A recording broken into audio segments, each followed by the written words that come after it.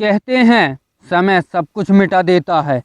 साम्राज्य आए और चले गए, सभ्यताएं बनी और धूल में मिल गईं। लेकिन भारत की इस रेती पर एक ऐसी कहानी है जिसे हजारों साल का वक्त भी नहीं धुंधला सका।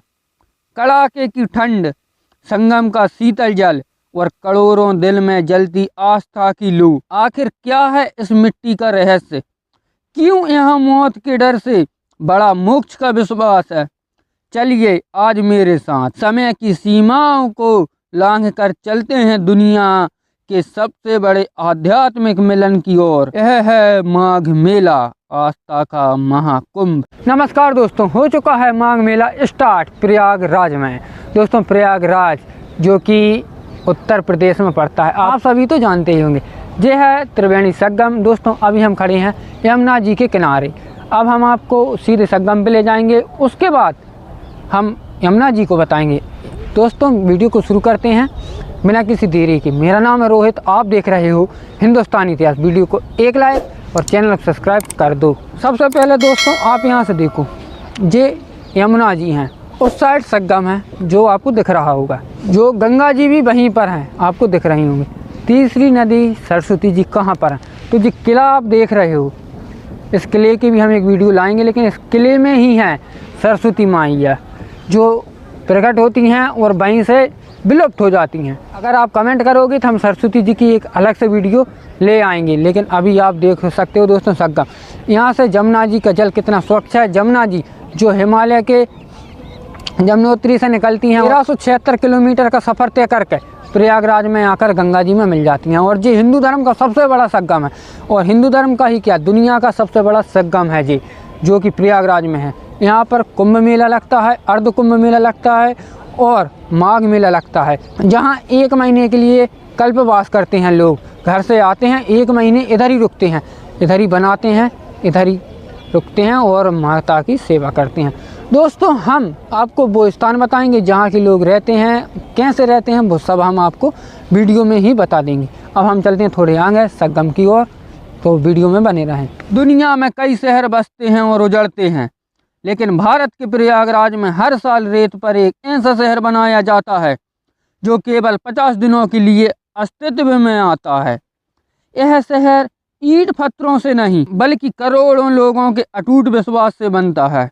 इसे हम माघ मेला कहते हैं। जब कड़ाके की ठंड में पूरी दुनिया रजाई में दुबकी होती है, तब लाखों श्रद्धालु गंगा, यमुना और अदृश्य सरस्वती के मिलन स्थल पर डुबकी लगाते हैं। क्यों लाखों लोग अपना घर बार छोड़कर 1 महीने तक इस रेती पर तपस्या करते हैं? माघ मेले का इतिहास मानव सभ्यता के लिखित इतिहास से भी पुराना है। पुराणों के अनुसार जब देवताओं और असुरों के बीच समुद्र मंथन हुआ तो उसमें से अमृत कलश निकला। इस कलश को असुरों से बचाने के लिए जब देवराज इंद्र के पुत्र जयंत भागे तो अमृत की 4 बूंद धरती पर गिरी। हरिद्वार, उज्जैन, नासिक और प्रयागराज में। प्रयाग को तीर्थराज कहा जाता है, यानी तीर्थों का राजा। मत्स्य पुराण और पद्म पुराण में उल्लेख है कि माघ के महीने में ब्रह्मांड के सभी देवी देवताएं और 33 करोड़ शक्तियां संगम तट पर अदृश्य रूप से वास करती हैं। इसी स्थान पर सृष्टि के रचयिता ब्रह्मा जी ने अपना पहला पदाश्वमेध यज्ञ किया था। यहाँ स्नान का अर्थ केवल शरीर की शुद्धि नहीं बल्कि जन्म मरण के चक्र से मुक्ति माना जाता है। दोस्तों जैसा कि आपको पता है, माघ मेला शुरू हुआ है समुद्र मंथन के बाद, और उसी समय से दोस्तों यहाँ पर कुंभ भी लगता है। ये वही स्थान है जहाँ कुंभ लगता है, माघ मेला लगता है। दोस्तों हजारों साल हो चुकी हैं इस माघ मेले को। कई जगह इसका जिक्र आता है। दोस्तों एक जिक्र आता है, अंग्रेज 1800 सदी में इस मेले से कर वसूलते थे। इसका मतलब यहाँ पर मेला लगता था। दूसरा इतिहास 7वीं सदी में राजा हर्षवर्धन के समय पे मिलता है। वैसे तो हजारों साल पुराना है ये मेला। कुछ भी हम आपको यहाँ का बता रहे हैं, कुछ दृश्य आपको बताते हैं। चलते हैं थोड़े से और आगे। इतिहास की किताबों में झांके तो माघ मेले का वर्णन 7वीं शताब्दी में मिलता है। चीनी यात्री हेनशोंग ने सम्राट हर्षवर्धन के समय का आंखों देखा हाल लिखा है। उसने बताया कि कैसे सम्राट प्रयाग में आकर अपनी वर्षों की संपत्ति दान कर देते थे और अंत में अपने पहने हुए वस्त्र तक दान कर अपनी बहन से पुराने कपड़े मांग कर पहनते थे। मुगल काल में भी इस मेले का महत्व कम नहीं हुआ। अकबर ने इस धार्मिक आयोजन की महत्ता को देखते हुए ही यहाँ गंगा के किनारे एक भव्य किले का निर्माण कराया। ब्रिटिश शासन के दौरान भी माघ मेले के प्रबंध के लिए विशेष नियम बनाए गए थे।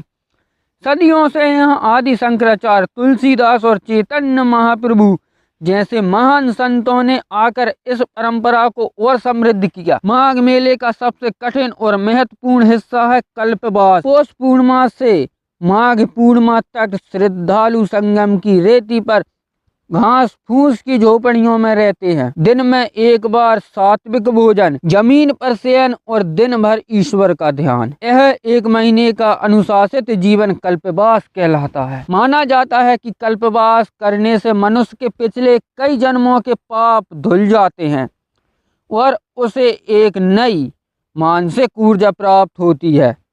यहाँ अमीर गरीब का भेद मिट जाता है, हर कोई बस एक कल्पवासी होता है। आज का माघ मेला तकनीक और आध्यात्म का अद्भुत मिश्रण है, जहां हजारों सीसीटीवी कैमरे, ड्रोन और हाई टेक सुरक्षा बल तैनात होते हैं। वहीं दूसरी ओर वही प्राचीन भक्ति भाव भी बना रहता है। यह दुनिया का सबसे बड़ा सांस्कृतिक जमावाड़ा है, जहां बिना किसी नियंत्रण के करोड़ों लोग खिंचे चले आते हैं।